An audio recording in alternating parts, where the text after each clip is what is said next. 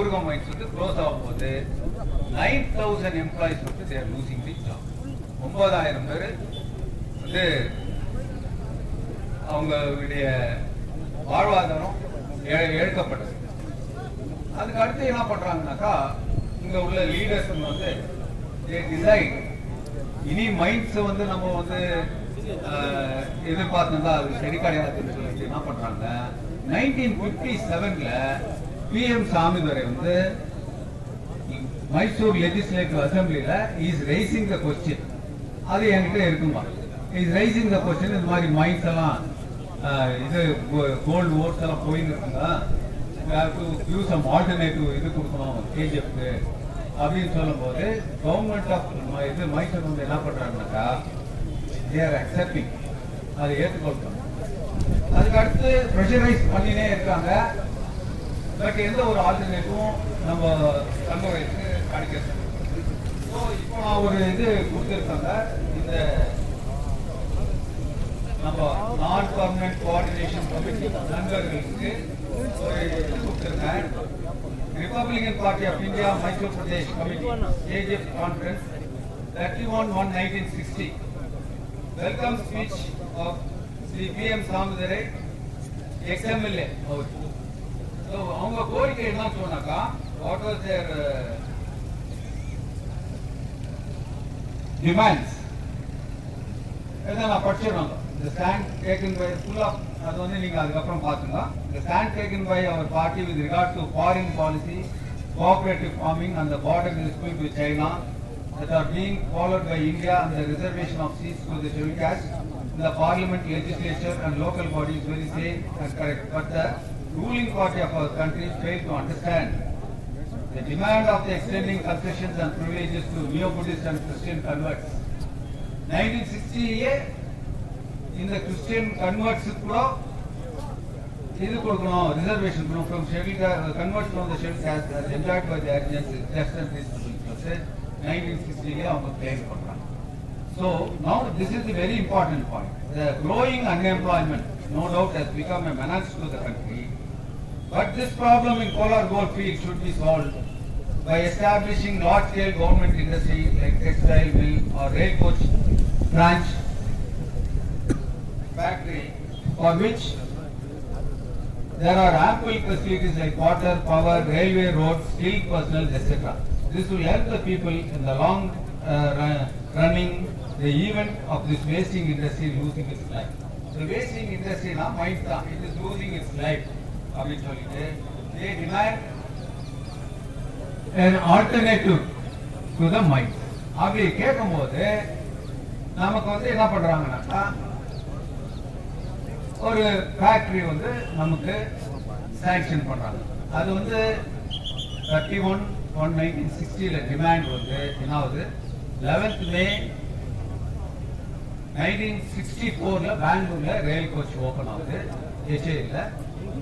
1968 அதுல இருந்து ஒரு பிரான்ச் வந்து எக்மோர் டிவிஷன் அப்படின்னு சொல்லிட்டு புதுசா ரயில் கோச் இல்லாத எக்மோர் டிவிஷன் வந்து இவ்வளவு டிமாண்ட் பண்றாங்க. நிறைய பேர் அரெஸ்ட் ஆகுறாங்க, இதுக்காக நிறைய போராட்டம் பண்ணி அரெஸ்ட் ஆகுறாங்க. அதுக்கப்புறம் அந்த ஃபேக்டரி வந்து நமக்கு வருது. இந்த ஃபேக்டரியுடைய ஒப்பந்தம் முக்கியம், இது ரொம்ப முக்கியமான ஒரு சப்ஜெக்ட். இது பெரிய ஐயாக்கு தான் பண்ணுகிறாங்க கேஜிஎஃப். இந்த ஃபேக்டரியுடைய ஒப்பந்தமே என்னன்னா மைன்ஸ் பசங்களுக்கு தான் வேலை கொடுக்கணும். ஃபேக்டரியில டெல்லியில் இருக்கிறவனுக்கு காஷ்மீர்ல இருக்கிறவனுக்கு வேலை இல்லை. நம்ம வந்து 6000 ஏக்கர் நிலம் மைன்ஸ் கொடுத்து இருக்குது. All India schedule cost federation வந்து ஆபீசர்ஸ் குவார்டர்ஸ் கொடுத்துருக்கு அந்த இடத்த. அது எப்படி வந்ததுன்னா மைசூர் மகாராஜா கிராண்ட் பண்றாரு அவங்களுக்கு, ஆல் இந்தியா ஷெட்யூல் காஸ்ட் ஃபெடரேஷனுக்கு அந்த இடத்த கொடுத்துருக்காங்க. இவ்வளவும் கொடுத்து ஒரு ஃபேக்டரி இங்க போட்டு இந்த ஃபேக்டரியில நம்ம ஊருக்காருக்கு வேலை இல்ல, பர்மனன்ட் வேலை இல்லைன்னா நம்ம இவங்களை என்ன சொல்றோம்? இது எங்க எடுத்து போய் நம்ம சொல்லணும்? இது கேட்கறதுக்கு நாதி இல்லங்க. 35 இயர்ஸ் ஒருத்தர் இருந்தாரு, அவர் பேரை மென்ஷன் பண்ணல. டிவிஷன் போறது மைசூருக்கு கசாத இருக்கான், டிவிஷன் போறது பாலக்காட்டுக்கு கசாத இருக்கான். பல இடத்துல மார்க்கெட்டிங் டிவிஷன் எடுத்துருக்கான், சைலண்டா இருக்கான். இதுக்கு அர்ஜுன் டேங்க் இங்க இருந்து மேடைக்கு எடுத்துட்டு போறாங்க, நம்ம ஊர்ல சைலண்டா இருக்கான். ஒண்ணுமே சொல்றதே இல்லைங்க லீடர்ஸ்ங்களுக்கு. ஃபேக்டரியில நாங்கெல்லாம் ஃபேக்டரி பின்னுறேன்னா அந்த ஊருக்கார லீடுங்க எப்படி இருக்கான்னு எவனுக்குன்னா இந்த ஊருக்காரல மூர் மேல அக்கறை இருந்துச்சா? இல்ல. எவோ 1960 70 இந்த அக்கறை இருந்துச்சு. ஆஃப்டர் 70 ஒரே ஒரு லீடர் கூட இந்த ஊர் மேல அக்கறை கிடையாது. கோலார்ல எம்பி பார்லிமெண்ட்ல 35 வருஷம் அவருடைய சீட்டை வான் பண்ணிட்டு வெளியே வர்றாருனாக்கா அவரை நம்ம என்ன சொல்றது? ஏஜி போட்டே வானான்றாரு. ஏஜி போட்டு வானா எனக்கு அப்படின்னு சொன்னாங்க. இதெல்லாம் சொன்னவர மறுபடியும் எலெக்ட் பண்ணாங்க. So we lost parliament. அவரும் இன்னொரு 4-5 இண்டஸ்ட்ரி கொண்டு வந்து ஒன்றும் இல்லைங்க. மைசூர் மகாராஜா போய் கேட்கறாங்க, என்ன மைசூர் மகாராஜா தங்கவேலில் வந்து தமிழ் ஸ்கூல் இருக்குது, கன்னடா ஸ்கூல் வைக்கணும். மைசூர் மகாராஜா என்ன சொல்றாரு, உங்க வேலையை போய் பாருங்க, அவங்க மொழியை அவங்களால பேச முடியாத பாவம் மைசூர்ல கஷ்டப்பட்டு இது செத்துன்னு கெடுக்கிறாங்களோ, நீங்க மொழியை கொண்டாட்டீங்க, அவன் மொழியில படிக்கிறதா சிறந்ததுன்னு மைசூர் மகாராஜா அறிவுரை சொல்லி அனுப்பிச்சார். இந்த அரசியல்வாதி நாயங்க என்ன பண்றாங்க? அரசியல்வாதி நாய் இருக்கிற 100 ஸ்கூல்ல மூடி விட்டான். ஏய் ஸ்கூல் 6500 பேரை இழந்து இருக்கோம் அந்த மைண்ட்ஸ்ல. நாங்க 6500 we lost a precious life man. சாதாரண விஷயமா இப்ப அப்பாயின்மெண்ட் கொடுத்துக்கிறாங்க டெல்லிக்காரன். அவங்க அப்பா எவனா செத்துருப்பானா மைண்ட்ஸ்ல? அவங்க அப்பா எவனா செத்துருப்பானா? கேள்வி ஒரே ஒருத்தர் சொல்லிட்டு அவங்க பார்க்கலாம், நாட்டுக்காரன் செத்தாங்க. மலையனுங்களே, இந்த ஊர் தாண்டா உலகத்து பொருளாதாரத்து எக்கனாமிக் ஆஃப் திஸ் வேர்ல்ட். இந்த ஊர் தான் நிர்ணயிச்சு 5 year plan ஏறிக்கிட்டும் போது காசு இல்ல. ஒருத்தரும் தான் பாருங்க, மைசூர் மகாராஜா காசு இல்ல. இந்தியன் பார்லிமெண்ட்ல 5 year plan போடுறாங்க, காசு இல்ல. அப்போ தங்கவேல தான் அனுமானம் வச்சு வேர்ல்ட் பேங்க்ல காசு வாங்க. இந்த நாடு எப்படியா டெவலப்மெண்ட் ஆச்சு? என் ஊர் டெவலப் ஆகும். என் ஊரை ஏன் டெவலப் ஆகலாம்? ஊரு பொறுக்கி அரசியல்வாதி போய் கண்டிக்கல. நான் இந்த அப்படியெல்லாம் பேசக்கூடாது. இருந்தாலும் என் வாயில இந்த ஆவேசத்தினால வருது. ஏன்னா நமக்கு லீடர்ஷிப் அவங்க எல்லாம் நம்ம வந்து அந்த ஆவேசத்துக்கு நான் பேசுறேன், அவ்வளவுதான். தவறான என் படிப்புக்கு அது நாகரிகம் இல்லை, இருந்தாலும் அது கொஞ்சம் எமோஷனலா பேசுறது. அதனால என்ன சொல்றோம்னாக்கா, இந்த இவ்வளவு பெரிய டெவலப்மெண்ட் நம்ம காமிச்சு இந்த நாட்டுக்கு இவ்வளவு பொருளாதாரத்துக்கு இவ்வளவு வளர்ச்சி அடைஞ்சு எல்லா பொருளாதாரத்தையும் இங்க இருந்து எடுத்துன்னு போயிட்டு இன்னைக்கு விதான் சௌதா கட்டிருக்காங்க. ஒரே அந்த அசம்பிளில அந்த தங்கவேல பத்தி பேசுறாங்கன்னா யார் ஓட் பண்ண? விதான் சௌதா யார் ஓட் பண்ண? KRS dam. எப்படி இதெல்லாம் டெவலப் ஆச்சு? ஏன்னா இந்த தங்கவேல பத்தி யோசிக்க மாட்டேங்கிறீங்க? அசம்பிளில PM சாமிதார தவிர, KS வாசனா தவிர, ஐயா CMR இருக்கும்போது ஒரு அது இது இருக்கு, எங்க எவிடன்ஸ் இருக்கு, அவரும் பேசியிருக்காப்ல. அதுக்கு அடுத்து தங்கவேல பத்தி அல்லது டெவலப்மெண்ட் பத்தி யாருமே கிடையாது. ஒருத்தர் வந்து தேவாட்டு எக்ஸ்பிளாய்ட் ஏமாத்திட்டு போயிடலாம். அதுக்கு அடுத்து என்ன ஆகுதுனாக்கா,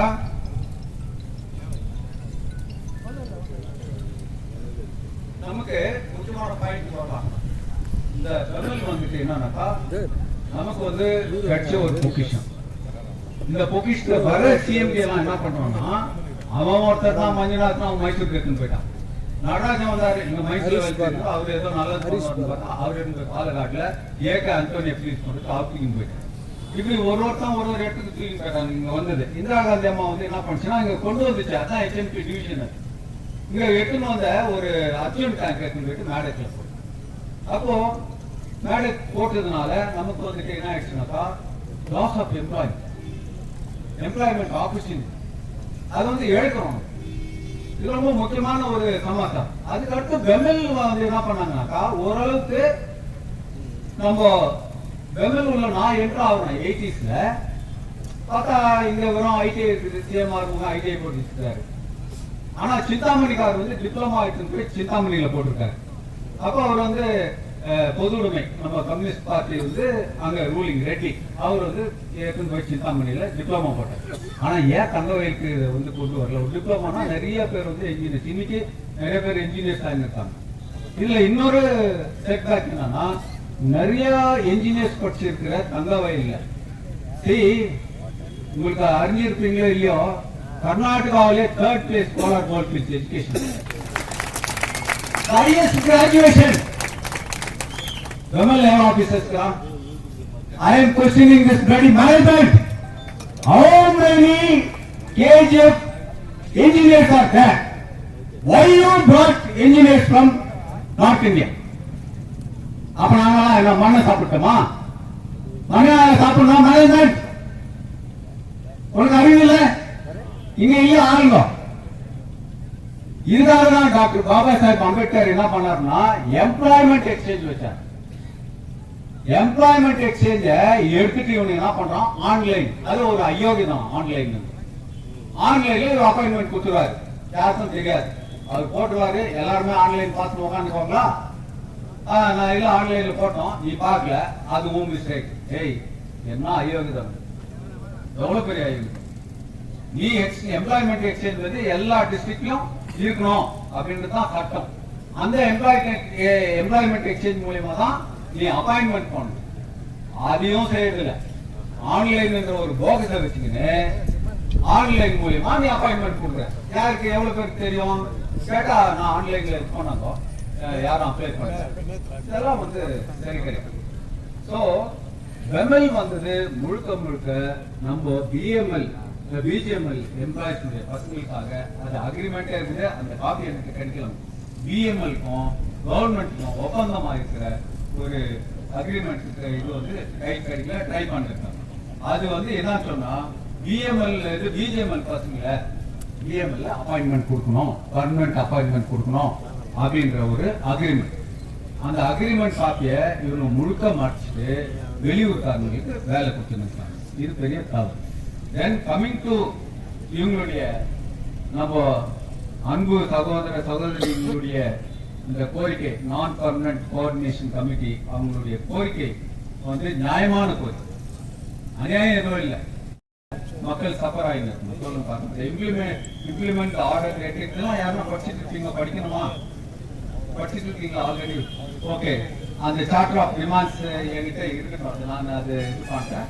ஸோ இந்த சார்ட்டர் ஆஃப் டிமாண்ட்ஸ் வந்து நியாயமானது. அதை வந்து மேனேஜ்மெண்ட் வந்து வந்து இந்த மாதிரி எல்லாம் ஸ்ட்ரைக் பண்ண விடக்கூடாது, சஃபர் ஆக விடக்கூடாது. அதாவது it is not a dictator country. இது வந்து dictator country, it is a social country. First அதை தெரிஞ்சுக்கணும். The management and other people should understand this is not a police state, this is not a dictatorship, this is social state. சமத்துவம் இப்போ கொஞ்சம் நாள் பிரியாமல் படிச்சாரு நம்பி. இது வந்து எல்லா ஈக்குவாலிட்டி, லிபர்ட்டி, ஃப்ராட்டர்னிட்டி கலந்துதான் இந்த நாடு. எல்லாருக்கும் சமம் இருக்கணும் அப்படின்னு தான் இந்த நாட்டினுடைய கான்ஸ்டிடியூஷன் சொல்லுது. ஆனா இந்த படிச்சவங்க மிக வருத்தப்பட்டு சொல்றாங்க, படிச்சிருக்காங்க பாருங்க, படிக்காதவன் வந்து அவனை நம்ம கொண்டு சொல்ல முடியாது. அவன் ஏதோ ஒரு பொருள் எடுத்துட்டான்னா அவன் படிக்காதவன் சொல்லலாம். ஆனா படிச்சவன் களவாடுறான் பாரு, அதுக்கு மன்னிப்பே கிடையாது. ஏன்னா நல்லா தெரியும் மேனேஜ்மெண்ட் இது மாதிரி நம்ம பண்ணுகிறது அநியாயம், அது ஒரு அளவுதான், இட்ஸ் எ ஸ்டெப் ஒன்லி. நல்லா தெரியும் அவங்களுக்கு நம்ம வந்து இந்த மாதிரி இவங்களுக்கு எல்லாம் துரோகம் வேலை பண்ணுகிறோம் இந்த மக்களுக்கு அப்படின்னு தெரிஞ்சு இவங்க வந்து என்ன பண்ணிருக்காங்கன்னா களவாடி இருக்கிறாங்க. இந்த டிமாண்ட் வந்து எப்பவுமே ஒருத்தர் வந்து போராட்டத்துக்கு வராங்கன்னு சொன்னா அவங்க பாதிப்பட்டாதான் போராட்டத்துக்கு வருவாங்க, இல்லைன்னா அவங்க போராட்டத்துக்கு வரவே மாட்டாங்க. அவங்க வேலை ஆச்சு, அவங்க இதாச்சுன்னு அவங்க பாட்டுக்கு அவங்க இருப்பாங்க. உனக்கு இவ்வளவு பெரிய லாஸ், இவ்வளவு பெரிய என்ன ஸ்கில்டு லேபர்ஸ், எல்லாம் சாதாரண விஷயமா தங்கவயல் லேபர்ஸ்னா வேர்ல்டுலயே கிடையாதுங்க. ஆஸ்திரேலியாக்காரன் கூப்பிடுறான், கனடா கூப்பிடுறான், அமெரிக்கா கூப்பிடுறான், எல்லா நாட்டுக்காரனும் தங்கவயல் எடுத்துருந்தா வேர்ல்டு 205 கண்ட்ரீஸ்ல இருக்கிறான். 205 கண்ட்ரில இருக்கான் இந்த தகவல்காரன். அப்ப அவெல்லாம் கூப்பிட்டு வேலை கொடுக்கும் போது நீ ஏன்னா அந்த வேலையை செஞ்சுக்கிற அயோக்கிய மேல்நாட்டுக்காரன். இவனுடைய முக்கியத்துவம் மேல்நாட்டில் இருக்கிறவனுக்கு தெரியுது, உள்நாட்டில் இருக்கிறவனுக்கு ஏன் தெரியல? அப்ப என்ன அர்த்தம் இருக்கு? கேட்கறதுக்கு ஆள் இல்லை, போராடுறதுக்கு ஆள் இல்லை, எந்த லீடர்ஸும் முன் வர்றதில்ல. இதுதான். அப்படி வந்தா கூட ஓட்டாள் நாகராஜ் வந்தாரு. அவரு வாப்பா பெம்மல பத்தி என்ன பேசுமா, அங்க என்ன தமிழ் போர்டு ஓட்டாள் நாகராஜ் அவர் என்ன பண்ணோம் வந்து பெம்மல கேட்குமா வேணாவா? அவரு கடை செல்வழி தானே, நம்மளாம் யாரு? நம்ம கூட கனடா தானே, தமிழ் பேசினா கூட நம்ம யாருங்க? கனடா சொல்லி ஏன் வந்து கேட்க மாட்டேங்கிறீங்க? எந்த லீடர்ஸுமே ஏன் வந்து கேட்க மாட்டேங்கிறீங்க? என்னன்னா இங்க தமிழ் பேசுறாங்கன்றது அது மாதிரி எல்லாம் எண்ணம் வைக்க கூடாது. யார் பார்ட் ஆஃப் கர்நாடகா இன்னொன்னு சொல்றதுல முக்கியத்துவமா ரொம்ப தெரிஞ்சு போயிட்டு இந்த தங்கவயல் வந்து தமிழ்நாட்டுக்கு போகுது. இந்த தங்கவயல்ல இந்திய குடியரசுக் கட்சி வந்து என்ன பண்றாங்கன்னாக்கா இந்த ஃபார்மேஷன் ஆஃப் ஸ்டேட்ஸ்ல நம்ம கர்நாடகாவோட இணைச்சிடணும்னு சொல்றாங்க. அப்படி இணைக்கும் போது இந்த தங்கவயல் வந்து கர்நாடகாவோட இணைக்கும். அதுக்கு மூல காரணம் வந்து Shriman Kengal Hanumanthaiah, chief minister of Karnataka. அப்போ நாங்க உங்களுக்கு எல்லாமே செய்யறோம், உங்களுக்கு என்ன உதவி வேணுமோ அதெல்லாம் செய்யறோம்னு அஷூரன்ஸ் கொடுத்துருக்காங்க. கொடுத்துட்டு இந்த தங்கவயல் அதோட சேர்த்து இது சேர்க்கறதுக்கு காரணம் நிறைய முக்கியத்துவம் இருந்தோ அதையும் சொல்லிடுறோம். நம்ம இங்க இருந்து சென்னைக்கு போனோம்னா ஒரு ஹைகோர்ட்டுக்கு நம்ம எவ்வளவு தூரத்துக்கு போனோம்? 300 கிலோமீட்டருக்கு மேல போனோம். ஆனா இது 60 மைலுக்கு நம்ம போயிடலாம் இல்லைங்களா? ரெண்டாவது ஆல் தி பப்ளிக் செக்டர்ஸ், எல்லா பப்ளிக் செக்டர், HL எடுத்துங்க, பெல் எடுத்துங்க, BHL எடுத்துங்க, இதெல்லாம் வந்து பெங்களூர்லயே இருந்தது. நம்ம ஆட்கள் அங்க போய் அப்பாயின்மெண்ட் ஆகிடுவாங்க ஈஸியா. அப்படின்ற ஒரு அடிப்படையில இதை வந்து பெங்களூரு இது கர்நாடகாவோட சேர்த்து. மூன்றாவது காரணம் all the recruitment centres, defence, army, navy, airport எல்லாம் வந்து பெங்களூர்லயே இருக்கு. நீ மைல் கணக்கில் போய் ரெக்ரூட்மெண்ட் ஆகணும்ன்ற அவசியம் இல்லை. இதுதான் அவங்களுடைய சிந்தனை. அந்த சிந்தனை ஆகிட்டு உடா மொழி தானே படிச்சுவாங்க நம்ம ஆளுங்க. ஆனா அங்க போனா தமிழ்நாட்டுல எவ்வளவு கஷ்டம் இருக்குது அவங்களுக்கு இருக்கிறத 50-60 புரிஞ்சுக்கிட்டு தான் நம்ம வந்து கர்நாடகாவோட இணைஞ்சோம். இணைஞ்சது அவங்க அஷூரன்ஸ் என்னன்னா உங்க மக்களை நாங்க கண்டிப்பா மன்னிக்க மாட்டோம்னு சொல்லி. ஆனா இப்ப எவ்வளவு பெரிய வஞ்சனை நடந்துருக்குன்றத நான் எடுத்து சொல்லிருக்கேன் முன்னாள். ஸோ இன்னும் அதிகமா பேசலாம். நிறைய பேர் இங்க வந்து இருக்கிறதுனால எல்லா நண்பருங்க தான், என்னுடைய தோழருக்கு தான் வந்திருக்காங்க. ஸோ நான் நினைக்கிறேன் இதோட என்னுடைய உரையை முடிச்சுக்கலாம்னு நான் நினைக்கிறேன். அதனால கடைசியா நான் சொல்ல வேண்டியது என்ன சொன்னாக்கா, வரலாறு நிறைய இருக்கு நம்மளுக்கு. நம்ம அழிக்கப்பட்ட மக்கள், ஒடுக்கப்பட்ட மக்கள், வஞ்சிக்கப்பட்ட மக்கள். இந்த மக்களுக்கு வந்து இவங்க நியாயம் கொடுக்கணும். இந்த பிஎம்எல் மேனேஜ்மெண்ட் நியாயம் கொடுத்து சீக்கிரமா இது போன்ற பந்தல்ல இருந்து அகற்றி அவங்களுடைய நியாயமான கோரிக்கையை ஏற்றுக்கொண்டு இந்த இதை முடிச்சுக்கணும்னு சொல்லி, இந்த போராட்டத்தை முடிச்சுக்கணும்னு சொல்லிட்டு அந்த மேனேஜ்மெண்ட் கிட்ட நான் வேண்டுகோள் வைக்கிறேன். தயவுசெய்து டிபார்ட்மெண்ட் கண்டிப்பா கரெக்டான ரிப்போர்ட் கொடுங்க. தங்கவயல் மேல இந்த நிலைமைக்கு வந்து சரியான ரிப்போர்ட் போடல கவர்மெண்ட். தகவல் இருக்கிறவங்க ரவுடின்னு கொடுத்துரும். எல்லாம் ரவுடியா? தேர்ட் பேஸ்ட் எஜுகேஷன்ல இருக்கிறவங்க ரவுடியா? ரெட் மார்க் போட்டிருக்கு, வரதெல்லாம் கெடுக்கிறது. தயவுசெய்து டிபார்ட்மெண்ட் வந்து ஒரு நல்ல ரிப்போர்ட் கொடுக்கும். நான் வந்து ஃபைனலா நான் யாருன்னு சொல்லி உங்களுக்கு முடிச்சுக்கிறேன். என் பேரு தேவகுமார். நான் வந்து பெங்களூர்ல அட்வொகேட்டா இருக்கிறேன். இந்த தங்கவயல்ல முக்கியமான ஒரு லீடருக்குள்ள நான் இவ்வளெல்லாம் சொன்னேனே, அதுல PM சாமிவர் வந்து பிரசிடென்டா இருந்தார் ஆல் இந்தியா ஷெட்யூல்ட் காஸ்ட் ஃபெடரேஷனுக்கு. எங்க அப்பா கே முசாமி வந்து ஜெனரல் செக்ரட்டரியா இருந்தது. 1954ல பாபா சாஹேப் டாக்டர் B.R. அம்பேத்கரை தங்கவயலுக்கு வர வச்சுது, அவரை தங்க வச்சுது. எல்லாம் எங்களுடைய ஃபாதரும் PM சாமிவரும் அவங்களுக்குள்ளதான், நாங்க வேற யாரும் இல்லை. அதனாலதான் இந்த உணர்ச்சி வசமா இந்த சமுதாயத்துக்கு நடந்துக்கிற அநீதியை வந்து ரொம்ப நாளா வந்து இந்த பக்கம் போக எனக்கு ஆப்பர்ச்சுனிட்டி கிடைக்கிறது இல்லை. பட் விடக்கூடாது, நம்ம மக்கள் தெளிவா இல்லாத இருக்கிறதுனால தான் பெமல் மேனேஜ்மெண்ட் ஏமாத்தின்னு இருக்கிறான் அப்படின்ற ஒரு காரணத்தை சொல்லி என்னுடைய இந்த உரையை முடித்துக் கொள்கின்றேன். ஜெய் பீம்.